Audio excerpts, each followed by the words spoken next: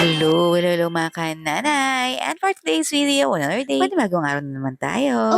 At Okay. ito na nga, excited akong tikman ang mga products ng LA Bake Shop na binili namin sa May San Fernando, Pampanga. Ang talagang pakay namin dito ay yung Spanish bread nila at yung cheese bread. Unfortunately, nung pagpunta namin dyan ay sobrang tagal pa na nga antayin namin bago kami makabili ng cheese bread at ng Spanish bread. Kaya yung binili na lang namin ay yung cheese ensaymada at yung kanilang cheese roll at cheese roll pastillas. Alam niyo ba, hindi ko talaga in-expect na ganito kasarap yung ensaymada na to. Alam niyo ba, cheesy, creamy, at swak na swak yung lasa ng pulang itlog nakasama dun sa ensaymada. And for me, hindi siya ganun katamis. Sama niyo na rin to sa list niyo pag pupunta kayo ng LA Bake Shop. At ang next naman na titikman ko ay yung cheese roll pastillas nila. Na-curious kasi ako kung ano lasa nito. Ang galing ito dahil meron talaga siyang pastillas sa loob. Masarap, malambot yung tinapay niya, cheesy siya. Ang sarap ng ginawa nila na parang palaman yung pastillas. Pero it's too sweet for my taste buds. For me, mas gusto ko yung cheesy roll na plain lang. Pero if you are sweet tooth, panigurado ako magugustuhan mo to at magugustuhan din ng mga kids to. Yung nakakain na ng ibang tinapay sa LA Bake Shop, ano yung marirecommend nyo na pwede ko pang tikman?